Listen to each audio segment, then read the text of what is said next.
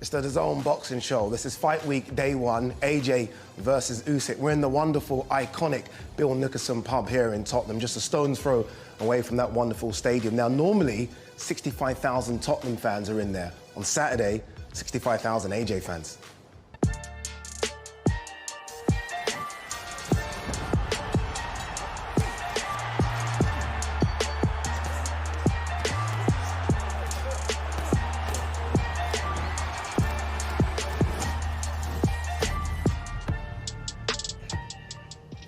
It's the Dazn boxing show. It is fight week one, day one for us as well. You know it's a big one when the A-team fly in from America as well. Ak and Barack are with us. I say us because we're at this wonderful, magnificent Bill Nickerson pub. We are, I'm telling you now, a javelin throw away from the iconic Tottenham Hotspur Stadium where 65,000 people will pack it out, completely packed. You can't get a ticket for this for love nor money, by the way. 65,000 will pack it out for AJ versus Usyk. Let's introduce the people to my left. You know them very well, obviously. Ak and Barack. Guys, it is a big one. You're here. This is a big one. I'm hyped to be here. Been here for a week or so. A little tired of scrambled eggs and baked beans. We can change that up a bit later, don't we? Nevertheless, like you lads say, it's brilliant to be here. Hey, listen, first you're throwing a rock over there, now you're throwing a javelin. Can we just walk? Can we walk to this arena? It's about, I had a look and I thought I could throw a stone, but maybe not. A javelin, I could definitely get a javelin over there, though. All right, maybe. But it's going to be crazy, though, isn't it? 65,000. Last time we were here was 80,000, but it was against Povetkin, 2018. But AJ was a heavy favorite. There was no question. There's question about this one. Because he's fighting an undefeated Olympic gold medalist as well. That's why I'm excited. That's what boxing is all about. It's what fight fans live for. It's going to be a good one, isn't it, Barack? I mean, this is it, right? Usyk, as you said, not just what he did as a pro, but what he did as an amateur. I mean, this guy had 300 plus fights, only 15 defeats. He's the real deal. Yes, he is. He's somebody that can't be slept on. And the thing is that everybody's looking at the advantage of the bigger guy. You know there's advantages for the smaller guy, too. Maybe speed, maybe legs, who knows? But Anthony Joshua has legs, too. It's going to be a good one, isn't it? All right, let's get into this. It's time for the opening bell.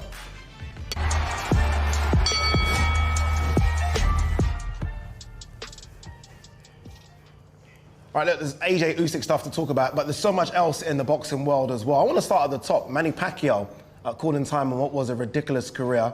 I mean, 8-weight world champion, 5 lineal, which basically means he beat the man that was the man in the division. He said, you know what, enough's enough. He's going to run for presidency in the Philippines. What a career. Listen, he could have retired 15 years ago and still been in the Hall of Fame. Still Hall of Fame. You know, Barack says it all the time. This guy got 2 Hall of Fame's career. Now, the last fight wasn't super impressive, but he still had a lot in him. But I'd rather see him focus his energy on helping his country, the poverty. He has passion in that. We don't need to see Pacquiao in another fight. Yeah, we do. Listen, it had to be the man's wife. Because I know Pacquiao did not want to retire. I made 2 predictions that he was going to come back and he was going to run for presidency. One was right. I still think he's going to come back. You know what? I got a feeling that he might do a little tour. You think so? He's got 1 or 2 more. Once that big check comes on the table, and how much does it cost to run for presidency nowadays? You get that 30 million offer for a Spence, you know, maybe a Ugas rematch potentially, winner of Porter Crawford. I think if he gets the opportunity to get a rematch against Ugas, he might take it, Barack. 100%. Too prideful. He's done too much in the sport. He wants to go out on top, and I don't blame him. What do you think, 1 more? 26 years of doing something you love, and you're going to stop? No. You never know. What if he doesn't win the presidency? No one ever thinks that. No one ever thinks that. No one ever. You're right. If he doesn't win presidency, he can how is Manny Pacquiao not going to win the presidency of the Philippines? Come on, just bro. give it to him now. It's done. I'll put my house on that. He's been president. He's been president. Exactly. He is Mr. Philippines. Other stuff happened in the boxing world this week as well. You must have seen it. The 2-piece from Canelo when he done his little meet and greet with Caleb Plant. That was a 2-piece from Canelo. No fries though. Listen, I'll tell you what. Now, Canelo has been open lately about just being more expressive, speaking English. And this is just a little scuffle. Doesn't mean nothing, but the optics say something else. It kind of says like, look at the way Canelo slipped that punch. He grazed him a little bit and countered. That might psychologically mess Caleb Plant up because of his confidence level. Like, he wasn't expecting that. That might go into that fight. I'm not sure. A lot of people are saying the odds might be going more towards Canelo after that. Maybe so, but let me just give the opposite of that. Yes, that slip counter was beautiful, but he's fighting a guy who's not scared. People push, but people don't throw punches. He tried to slap the best fighter in the world. That says something. That says you got $10 million. You got $10 million riding on the line, and you're willing to give that up by slapping a man. Yeah, but it was because of the push, wasn't it? That was a big push by Canelo as well, by the way. I mean, big push. You know, the rumor is that he said something about his mother. He might have misunderstood what he said, and he was offended. He reacted. I don't see Caleb Plant but listen, people push each other all the time and win. He's not that kind of guy, is he, Caleb Plant? What do we think about that fight, though? You know, everyone's been saying, okay, who's this guy to beat Canelo? Some people said Benavidez. We over here said, okay, let's give him Callum Smith and Billy Joe Saunders. That didn't work out. Is Caleb that guy? Is Caleb that guy? No, he's not that guy, but I think he'll make the fight very interesting for a few rounds. I think Canelo told him in the press conference, you're not on my level, and no disrespect to Plant. Think he's a hell of a fighter. Don't think he's on that level, and I think everybody's going to see it on November 6th. Well, one thing we know is that Canelo can be beaten. He's been beaten before, and that was by Floyd, but who's Floyd? You know, and it was so many years ago. So many years ago, and when you're dealing with Caleb Plant, we only have the eye test. So we're just going to have to see. Listen, can we put that to bed, though? You know, that fighters that are skilled, good footwork, give them a problem. That was 8 years ago. All right, speaking of Canelo, man, we chopped it up with a big fight fan that became friends with Canelo, and he's from Barstool Sports, man, our guy Large. Hey, fight fans, we have a special guest, man. You know him from Barstool Sports. Hell of a fight fan. Mr. Large is on with us. What's going on, brother? Not much, man. How you guys doing? Good, man. Listen, Large, last time we saw you, Dallas, Canelo, Saunders fight week. We heard you hit it off with Canelo. You guys are buddy now. Talk a little bit about that. Yeah, it's you know, if you guys spoke to him before, I'm sure you have. The first interview I did with him, I think the interview went about 17 minutes. 17 minutes can be a lifetime with Canelo. But about 5 minutes into it, he said to the interpreter, he's like, no, I'm going to take it from here. So he decided to stop doing Spanish, and he felt comfortable with English with me, and it just makes the experience so much better that we got friendly. Like I'm from an Irish Catholic family in Brooklyn. I had a tough time telling my parents I'm going to be spending Christmas in Mexico with Canelo and his family, but that's what's gonna happen, right? It's gonna help my career a little bit. But he's always been very, very respectful to us, and then vice versa. We've tried not to really like put his feet to the fire too much. And so yeah, it's a little bit of a bromance. And he gave me a little finger point after the win. Yeah, so wait, you're going to his house for Christmas. You're going to Mexico this Christmas coming up? I'm trying. I was very close to getting, I don't know if you know his handler, but I was very close to getting the matching jumpsuit for the next weigh-in, because that's a big step too. All of a sudden I get that zip up, the teal blue one, like the rest of the boys have. And then one of the guys who works in his crew said he gave me the spot in San Diego for the brain tacos. And then he said, we should get you out there around Christmas to eat some tacos in Mexico. So it's tentative. I'm going to try to get my there. You mean to tell me that finger point was to you? You know, I was over there in that direction, and I thought it was for me. Probably other people thought it was for them, and it was for you. Yeah, I hate to tell everybody else that they're wrong, but he hit me twice with it. So he got me. I don't know what it is, honestly. I mean, you guys can tell I'm a little bit adorable, but I think he feels safe. I think he feels safe with me. So he gave me the ring point right after he got off the apron. He was talking to Garcia first. Then he comes around to talk to Chavez. Right. And before he hit Chavez, gives me the heart one with that too. And man, I felt like I was the prom queen. But you sure that wasn't the middle finger that first time? No, that's what it looked like to me, because he was looking right at you. Listen, I've gotten that enough time from women that I know when I get the real thing. There's a huge heavyweight fight this weekend, and I wanted to know your thoughts on it. Usyk versus Joshua. Yeah, I'm a huge Usyk fan. Honestly, I think that, as a cruiserweight, he was a generational type fighter. I'm just not there yet with him in the heavyweight division. I spoke to AJ a little earlier this week. I put the interview out this week also. He sounds good, and I think that loss to Ruiz was the best thing that could have happened to a fighter like him at the best time. So I don't know if you guys want predictions or not, but if you want my 2 cents, I could see this being a frustrating fight for Usyk. And I know that he's an excellent boxer and whatnot, but I could see him taking some chances because AJ can frustrate fighters, especially fighters his size. You look at a guy like Evander who stepped up best cruiserweight to become heavyweight of all time. Doesn't happen too often. And Usyk has all the tools to be that next person. I just don't like this fight for him. So if he gets frustrated, starts taking chances, I could see this thing not even going the distance. Can I say something? Can I just make a comment? That was kind of weird. You know, that was strange because you gave that whole prediction from the Usyk point of view. No one else we ever asked will do that. Is that like a white thing? You pick the white guy and you say, "Yeah, I'm just gonna." I tell you, no. I think I picked the scarier guy. I interviewed. Wow. I interviewed Lomachenko once, and Usyk was there. He was in the back. He was traveling with Lomachenko at the time, and I insulted Lomachenko in like a jokey fashion. Loma got it, but his trainer, who was also his interpreter, and Usyk did not. And Usyk shot me a look. I wish I would have known, but I wiped it out from my memory. All I know is I made my wife start the car for the next week and a half because I didn't know what the hell was going to go on. It's like that Eastern Promises. So I have a tremendous amount of respect for him. And I think AJ's resume is a little bit more familiar. We have a lot of casual boxing fans at Barstool. And nothing like you guys and possibly nothing like myself. So I think AJ's resume is probably more there, that Usyk is the X factor in this fight. So that's why I'm probably looking at it from his point of view. Wow, good stuff. You're not a fight fan by accident. You're a collegiate boxer. Like, what's the report like? I mean, talk about the Scotland report on large. Yeah. So college, I fought heavyweight. So it's 30 years ago, 60 pounds ago. The report on me was likes to spit his mouthpiece a bunch. It got to the point where I was trying to spit that thing to the second or third row just to get that 30 seconds. When they wipe it off, pretty soon the guy was like, if you do it again, I'm letting you fight without a mouthpiece. So wow. I was 7'5", kind of a ham and egg guy. I'm tall, I'm lanky, I'm 6'5". But I didn't have any power behind it. It was Olympic headgear, gigantic gloves, looked like two lollipops.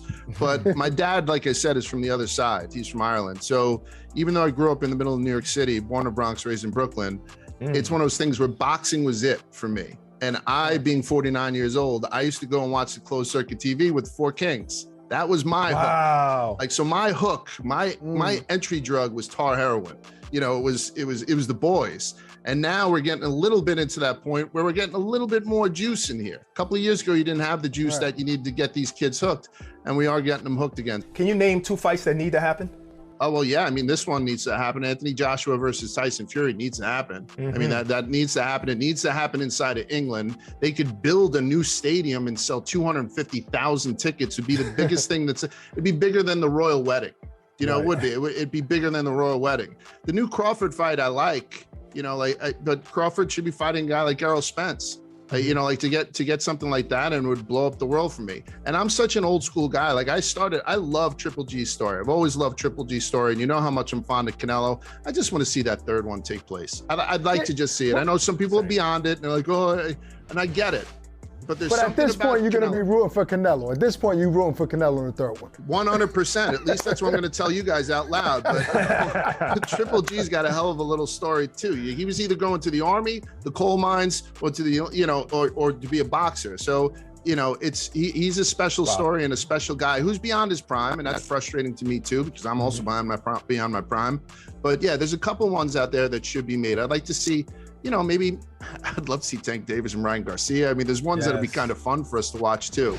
But yeah, so if some of those fights get made, and we've had a pretty good year considering we're coming out of COVID, then I'm going to be a happy camper, and boxing's going to have a lot to hang its hat on. Well, I just want to say you're definitely in your prime, and you do a credible job over there at Barstool. I appreciate that, man. Phenomenal job. Go ahead. I can't get to the fight this week because of the quarantine, but I'm going to be in New York City at Legends in Midtown hosting a fight watch. Going to have the guys from Macanudo there, a couple other things. If anyone's in town, please come by, watch it. I think Cooney's coming by. I'm going to have a couple Olympians. It's going to be a fun time. So if you guys know of anybody, send by some ladies, whatever. Absolutely. We're going to be live in London for that one. I'm here in London now, actually. But maybe we'll catch up on a Canelo fight. I would love to, my man. All right. Thanks for taking the time, My pleasure. Anytime. All right, brother. Take care. From a real fight fan in America to a real fighter here in the UK, WBO Cruiserweight Champion of the world, Lawrence Okolie, man. Listen, this is such a huge fight here, 60,000, in this arena. Last time we saw you was against Povetkin. Last time we saw you live. It was a long. I know you wasn't. Your best fight, by the way. You wasn't thrilled with that performance, but you evolved since then. Yeah. Like so much as a fighter. You're fighting an undefeated fighter. Fairly same amount of fights, give or take. Do you feel any pressure? Yeah, I feel pressure, but I feel it's not anything that I can't handle or anything I haven't felt in my career thus far. I think throughout my career, I've always tried to box the best at my level at that time. So British champion, Commonwealth, European, and world champion. So it holds me in good stead for this one. Without disrespecting anybody, what level would you say threat Dylan is on 1 to 10? You never know until you get in there. You know, obviously he's boxing for a world title, so he's gonna train harder and be probably faster and stronger than he's ever been. So it's hard to say, but you know, I feel confident in what I'm gonna do. You know, since you've been a premier fighter, you've been doing a lot. Wrote a book, you're rapping, recording albums. Anybody on your team saying, hey, maybe you're being a little distracted, we need to focus on the sport, or are you good spreading your time? Yeah, no, definitely. I feel like everyone has their own motivations in the sport. You know, some people are more family people. I haven't got a family like that yet, do you know what I mean? So it means I have a lot more spare time. I don't drink and stuff like that, so I find other ways to enjoy myself. And I feel like when you're young and able, it's the time to kind of do it, do you know what I mean? So when I'm finished with boxing and whatever else, I can look back and say I tried some stuff. All right, well, this might be off topic. Okay. Your nickname is The Sauce. Yes, yes. You used to work at McDonald's. Correct. Can you please give us that secret McDonald's sauce, man? I know you know it. You know what? I've signed the That NDA. Big Mac, baby. I've signed the NDA. Oh, man. So I would love. No, let me not say too much. But we'll sort something out. Let me ask you, look, you got bars. I heard you spit. Yeah. I like your flow. In America, you know we birth hip-hop, Oh, yeah, right? you guys are So fans. if you could choose one artist you could collab with in America, who would it be? I mean, I don't think he's American, but Drake, obviously, because once Drake gets on a song with you, you're like straight. He's universal. Yeah. So probably that one. Do you know what I mean? Who inspired you to rap? To be honest, I don't want to say. Actually. Why not? Why? Come on, man, spit it out. You know, certain situations made me feel like, you know what, I could do this too. You know what I'm saying? And I just decided to do it, and it was all right. All right, so Can we get a prediction? For which one? My own fight? For which one? Yeah, your my one. own fight. I feel like it depends how he handles the occasion, my opponent that is, do you know what I mean? But I do feel like I'll get the stoppage within, like, I would say 3 to 7 would be my bet, yeah. 3, maybe. Yeah, 3, yeah. It depends, innit? Like I said, how he approaches the fight. If he approaches it how he said he would in the press conference, it'll be over in the first 2 rounds or whatever. But I don't think he will. I think he'll try and fiddle his way around, get a lot of movement in, try and launch him with big shots. But after a couple of rounds, when he started to, you know, feel the pace and feel the strength, then I'll start to get my shots off more clean, and we'll get rid of him. all right, you get past this fight really quick. Yeah. Are you talking to Eddie right away about Breeders? This is the next fight you want. So I've already spoken to him about unifications in general. Unfortunately, Breeders has got a fight coming up, so I think it will be it's not a no, but it makes it a bit harder for that one to be scheduled for when I want to be out next. But there's other fights. I would like the Breeders fight because he is like probably the most accomplished at the weight as a champion right now. So I would like to beat him while he's still the guy. Do you know what I mean? I don't want to see him slip up or go to heavyweight or whatever. So that would be good. Listen, I love your confidence. You're confident because you know you got that power. But do you think that power is going to translate into the heavyweight division? Yeah, I mean, you can only wait and see. Do you know what I mean? But obviously I've sparred a lot of heavyweights, and, you know, ultimately I'm naturally quite a big guy anyway. So yes, I do think it will translate, especially with 10-ounce gloves on. How many times you dropped AJ in sparring? Never. Not once. Listen, I know this is far-fetched, right? But once upon a time, we were talking Canelo, and we asked him, would you ever go up to cruiserweight, right? He said, you never know. He wants to fight in London. He wants to fight here in London. If that ever happened, if you ever got the call, Canelo wants a shot at the title with Okolie. There's nothing in this world that will stop me. Nothing in this world. The Canelo, even though I fight cruiser, I know what that money's like. So yeah, I wouldn't say no. You're gonna need to make room for a new change. I mean, a whole bunch of them, a whole bunch of. And also, you know, ultimately, I believe, so, like, you know, so he's a super middleweight at the moment now. So obviously, it's a big difference between welterweight, you know, light middleweight, super, and cruiserweight / heavyweight. But you know, he's a really good fighter. I do like him. So let's talk about your boy AJ, man. Big fight. A lot of people saying it's dangerous. You know, Usyk is an Olympic gold medalist, super skilled. How's AJ's aura being around him for this fight? Yeah, it's been good. Went up to see him train with him a little bit. It's been good. Like, he's got the right mindset, I think, for this fight. I feel like a lot of times when someone's really skilled and talented, everyone instantly says, do the opposite and just be a big, strong heavyweight and go beat him up. It doesn't work like that because ultimately the better boxers win those type of fights. The boxer will be able to pick the shot and move. So, all right, I've got the natural size, natural ability. Let me just put the boxing display on as well. AJ's an Olympic gold medalist himself and has developed since then till now. So I like how he's looking and feeling. All right, so does AJ stop Usyk? I believe so, only because Usyk wants to win the fight. That's it. If Usyk wanted to not take any punches and get through the fight, then I have no doubt he could do 15 rounds, slipping and dodging and, you know, tapping and whatever else. But because he's going to want to win and there's 60,000 people screaming, his energy is going to be, okay, maybe I can get this shot off. Maybe he gets a bit greedy. Maybe AJ lands to the right. Maybe Usyk goes down. I don't know. That's what I'm going for anyway. Well, before we see what happens, we have to see you before that. So, and this is how you guys can watch it. It's going to be live on Dazn. This is how.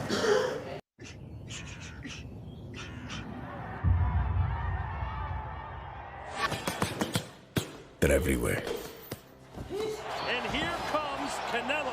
Defying odds, logic, reason. The game changes. We call them gifted. But that's an insult to the hard work and determination to never throw in the towel. It's the willpower and the staying power to go with the stopping power. To fight convention and bloody the nose of tradition. This is your boxing. Your way. Dazn. Game changed. Look who I've been joined by, the Smith brothers, in front of the wonderful Dazn boxing machine here. I don't know who's going to have a go. I had a little warm-up, a little crack. Paul had a crack as well, done very well. Callum obviously has got a fight coming up. Stephen's got his hand injured. So it could be me versus Paul on this one. Stephen, I want to start with you very quickly. You've announced your retirement a few months back. Haven't fought since 2019. Why? You have 3 wins back-to-back. Why the retirement? Do you know what? It was sort of when the COVID pandemic started, I thought, you know, gyms were stopping, boxing sort of stopped, and I was 34 at the time. I thought it's not really the right age to be having. I didn't know how long it was, a year minimum out of the sport, and I thought, I was lying in bed one day and said to my wife, I think I'm going to retire, and she was like, what? And I said, I just can't see me getting back to boxing. And then, lo and behold, a year went by and I hadn't done nothing, and I thought, you know, it's the right choice. I wouldn't want to start like getting back in and trying to cut weight and stuff and then losing to someone I shouldn't be losing to. So I thought, you know what?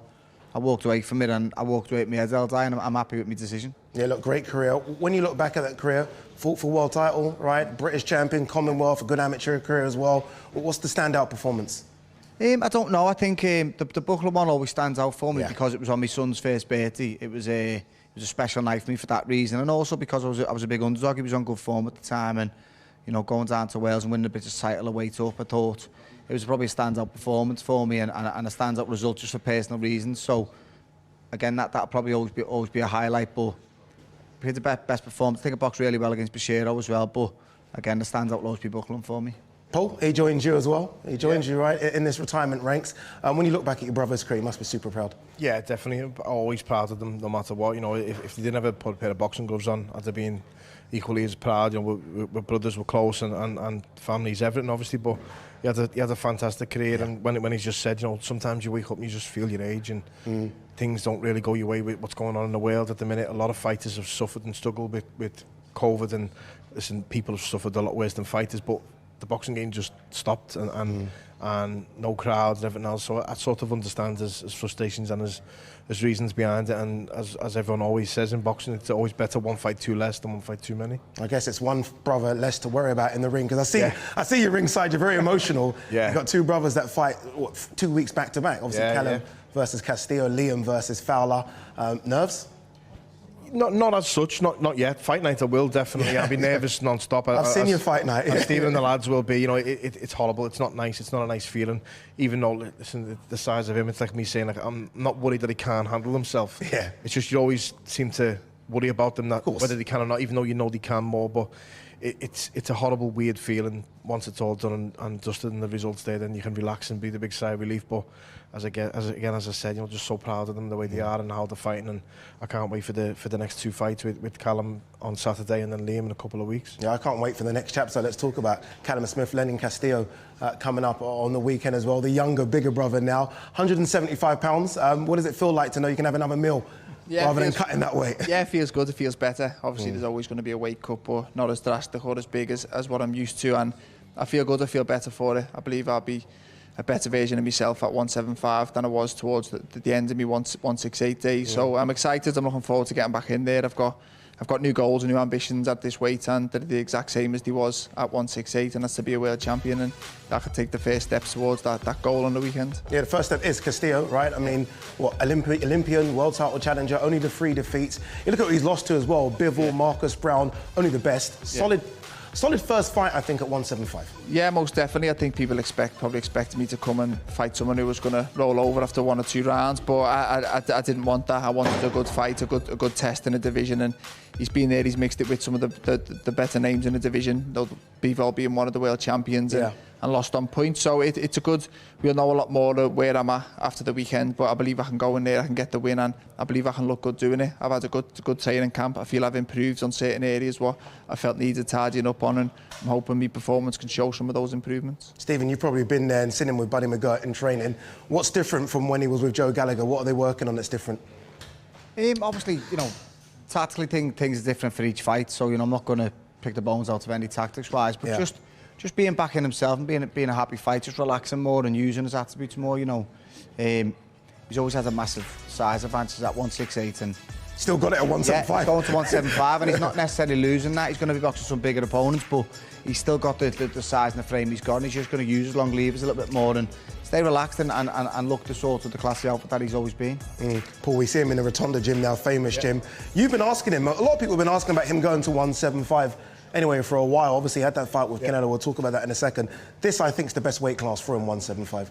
Yeah, I do. And when people would say it, I'd always say, well no, because he makes 168. He's a huge 168, and he makes super middleweight well, but he'll be the first to probably say he probably wasn't getting up as well and rehydrating, refueling, so to speak. And that's not criticising him. He just outgrew the weight, and all of a sudden, you're talking about possibly moving up, and then you get off of the Canelo fight. You can't move up. If you're the champion, you've got to stay there, which he did, and he did very well doing so in becoming Ring Magazine champion and world champion.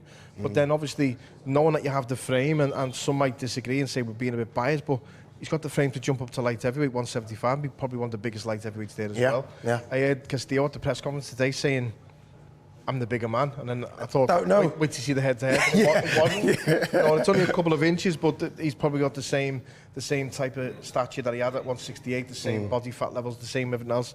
He's just naturally gone bigger by a good £7. It's a good £7 that's been put on. Yeah, it's good, I think, as well. Just the hydration stuff as well for you. 175 is a good weight. Let's talk about the Canelo fight.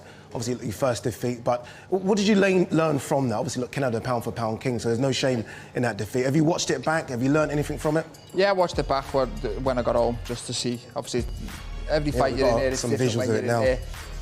But it kind of just, I think a loss, when you're still winning, it's so easy to just, if it's not broke, don't fix it. Whereas I think when you lose, it kind of highlights the areas you need to improve on. There was obviously reasons why you lost, and you need to address them, and that's what I felt I'd done. I sat back, took full blame for my performance and why I lost, and highlighted the areas I need to improve, and that was what I feel I've done this camp. I've moved to Buddy, we've tidied up on certain areas what I felt needed doing, and I believe I'm a better fighter now standing here than what I was last year, and I can sit and speak all I want, but performances speak, performances tell, and hopefully this weekend we will see a better version of myself. I think coming back from LA and sparring at the Rotunda, I was getting comments off the likes of these and other people in the gym that they were seeing some improvements, which is good. That's why I went over there. So I'm excited. I feel I'm a better fighter, and hopefully I can show it. Stephen, I remember when you were coming through, so many good fighters over here in your division, so many good fighters for Callum in this division as well over here. Obviously he wants world honours, but you look at this Callum Johnson, I know there's a relationship there, there's Lyndon Arthur, Anthony Yard, but Whitesey's the one that we all, I think, are screaming for if a world title could be on the line. Yeah. What do you think? Yeah, definitely listen to good names, and we all know in this country when you have a big domestic battle. Nothing beats a domestic dust-up, does it? Nothing. The fans love it, and the fighters do as well. You know, it's always, ask any fighter, they'd like to have a sort of a local rivalry where, you know, the people can get behind it, and even if it splits the opinion of the crowd, when you come through it and you win, you get more respect for it, you get more credit for the win. So if you beat someone from, you know, a different country, whatever, the local fans sort of expect you to win, and you don't really get the credit for the fighters sometimes, even it being a good win, but when it's someone domestic, he'll get more credit for it. So yeah, all these names at the minute, not needing on to mention Callum, yeah, but when Callum fights Saturday night and announces himself in the light heavyweight division, then I'm sure he's going to be on all their lips, and we can sort of hopefully build a good domestic battle up between one of them. And as you say, Buati's definitely the name out of them that everyone wants. Yeah, it should be a fantastic fight against Lenin Castillo. Before you guys go, AJ Usyk predictions, what are we thinking? How long have you got? If he's speaking to people around here, knowledgeable people, and no one is adamant that one is going to win and how. I wouldn't be surprised by any result. I'm not sitting on the fence. I think AJ will find a way. I think if they fought 7 days a week, Usyk might win a couple. But I think on the night, AJ will probably get it right and probably get the stoppage late or wide points decision. Late stoppage, wide points. Yeah, it's a tough one to pick. Both special fighters, both very good fighters, and I think Usyk's ability and achievement speak for themselves down at cruiserweight. Can he do it against a genuine light heavy? I've just seen a little clip of the head-to-head at the press conference, and the size, it is a lot, and I just don't know whether Usyk can keep Joshua open for the full 12. Joshua's a big explosive heavyweight, and I think he will find a way. As Paul said, I think he will land at some point, and I think Joshua may stop him late. Is it a hat-trick? Yeah, I think Usyk's a very, very special fighter. He's a gift to cruiserweight, but I don't think he's the same man with an extra like 2 stone of weight on him. If he comes in too heavy, I think it's a comfortable night for Joshua. I think if Usyk comes in lean and can move and carry the weight round, then I think it's a very tough night. So I'd like to see Usyk on the scales and see how much weight he's put on. If he's put on more than a stone, really, I don't see him. If he's put on too much weight and having to carry that weight for 12 rounds, it's too tough a task. Especially in with Anthony Joshua. I think Joshua stops him. All right, I know. You know what another tough task is? Yeah. You competing with me, Paul. I've got to beat You're out. You're out. Have I got to beat me all night score? Versus Paul Smith. Let's see what you got, Paul. I don't mind going first. Someone hold the mic. I don't want to embarrass the Smith brothers here, but you know what I mean. Got to do what you got to do. Not a bad benchmark. That sounded a bit. Yeah. It's heavy. Oh, he's going to beat that. He's going to beat that. Just make sure got that with your left. That high score flashing his mind. All right, 9:30. 9:30. Hey, mate. Oh, he smacked it. Left to the bit. It's on it. It's on 9:30. Okay, cut.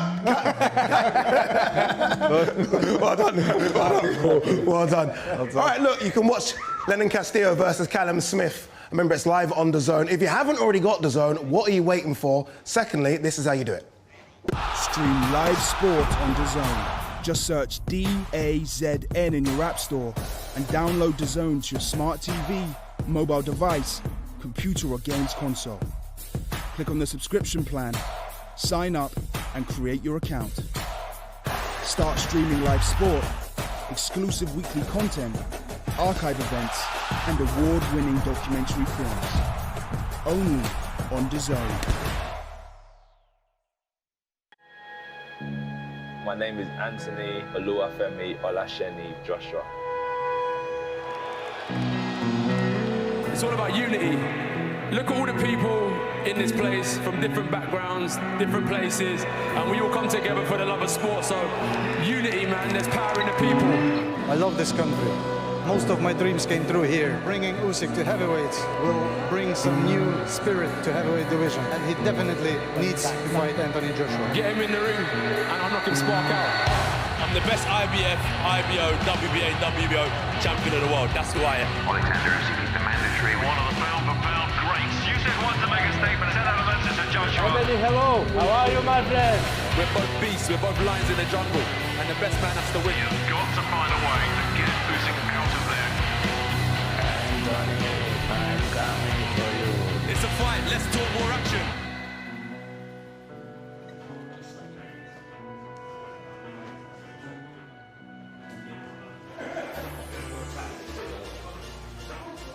So much fantastic action from that wonderful stadium, the Tottenham Hotspur Stadium. 65,000 people will pack that place out for AJ versus Usyk. But it isn't just AJ versus Usyk. As you can see, we've got the card right in front of you there. Callum Smith versus Lennon Castillo should be a good one. Callum Smith's first fight at 175 pounds. Young Campbell Hatton's in action as well. My sleeper, guys, Akamrat, you're back with me. My sleeper for this, I have to admit, is Marku versus Prodan. Oh. I think that's going to be an action-packed fight. I think it's going to be crazy, that fight. I really do. This is a big step up for Marku. You see it already, what happened at the press conference already. So it's that Canelo Plant kind of vibe. You know, these guys is serious animosity. I like it. Now they're following suit. I'm looking forward to that. But I mean, let's be real. Let's get into some Usyk, AJ Usyk, man. You know what this fight made me think of, honestly, and I could be a little off, but just remember, both guys won gold medals. Remember when Rigondeaux moved up to fight Lomachenko, moved up in weight, and people were talking about how successful they were as amateurs. And maybe we can see a remake of that. Maybe this weight might be too much for Usyk. I don't know. Maybe he might outslick AJ, but this is what making this fight interesting. The success, the guy's been off for roughly a year, so no excuses here. Both are, we know that Usyk is a cruiserweight champion. This is a different type of fight, man. Absolutely, and you know how they say these sayings, a great big guy always beats a great little guy. But it's really about how great the individual is, because you got Manny Pacquiao, Oscar De La Hoya, he beat the great big guy, and you never really know. There's AJ at the media workout a couple of days ago. It looks relaxed. I'm trying to guess. I'm thinking 17-2, 17-3 maybe. He might be lying. Can you put that in pounds? Put that in pounds. Yeah, we use pounds. Okay, I'm trying to say about 240. 240, 245 AJ. Yes. You know what? What are you thinking? He's lean. My man Spencer brought up a fight that was very interesting. Holyfield versus Michael Moore. He went back. It kind of reminds me of that vibe, and we saw what Holyfield was able to do with Michael Moore. But he slipped him a couple of elbows, though. People don't realize. Yeah, the dark arts of boxing. You know, when we talk relaxed, we've been speaking about AJ being relaxed. Usyk takes relaxation to another level. Oh, man. I mean, he came in the media workout, he was juggling balls and he was doing all sorts. He's super relaxed. You guys interviewed him. What was he like? He claims that he's more nervous of his son going to school than this fight. Now, we know that's all talk, and it sounds good, but at the end of the day, you're going to be in there against a big heavyweight who hits really hard and is getting better every fight, because I do feel AJ's evolved. I feel like even though people think he's a little tentative because of the rematch with Ruiz, we all saw that against Pulev. He still has the killer instinct. He still has that power. I think we need to see that type of AJ against Usyk to see success. Will this be AJ's biggest win if he gets the job done? Is this bigger than Klitschko? Is this bigger than Ruiz too? No, not bigger than Klitschko, not at all. But in terms of the real hardcore fight fans that know how good Usyk really is, in my opinion, this is a huge win. I think it would probably be his second biggest win behind Klitschko. I think it's not going to be his biggest fight, but it's going to show a separate asset that you can actually outbox a very skillful boxer, and that's going to separate you from other guys in the heavyweight division. What does AJ have, aside from size and power, which is silly, right? Because that's the most important thing sometimes in boxing. In terms of boxing ability, what does AJ have better than Usyk? Better footwork, better jab? What does he got? I would say he has a better jab for sure. I mean, and I want to say discipline, but I would say Usyk is a disciplined fighter as well. But AJ takes it to another level. He's so cerebral. He understands what he's going against on Saturday night. So I just think we're going to see a different level of AJ, honestly. But that's not even a fair question. Because Usyk is a smaller guy. He fought Sean Porter in the amateurs. So he's gonna have a lot of boxing ability as opposed to a big guy that started at 18 years old, you know? I would say power and the jab is gonna be key for AJ in this fight, but a lot of people feel that AJ is long enough to outbox Usyk. I don't see it. I see AJ needing to be super aggressive. AJ needs to get close? Oh, right away. Usyk is known to start slow sometimes. He wants that uppercut. You want to see that forehammer, don't you? No, I want to see AJ pull out the jab and land that lead, sneak it right through the gloves, because we all know Usyk has a good guard, but not waiting. No, not too much boxing. We need to see Femi, like you mentioned. Femi, a little bit of new AJ boxing skills. A little Femi, little AJ. A little pulled up in one, but it has to start right away. My take. Interesting. Look, guys, we're going to continue the conversation, but the show is done for today. We're back tomorrow. Guess who joins us tomorrow as well? The one and only Roy Jones Jr. You don't want to miss that. Make sure you tune in to the Dazn Boxing Show tomorrow. For myself, Ak Barak, peace. An unstable atmosphere in the heavyweight division. Opposing forces on a collision course. Two different beasts who dance with devastating boxing styles. Anthony Joshua, the towering colossus, with lightning-fast hand speed and catastrophic combinations, capable of destruction with every explosive punch thrown. Alexander Usyk, beware this dangerous boxing mind. An unpredictable energy, threatening to tear through the heavyweight division just like he did the cruiserweight. Surging, deceiving, and delivering with a boxing IQ like no other. An electric stadium. Witness all the elements collide. The perfect storm. Joshua versus Usyk.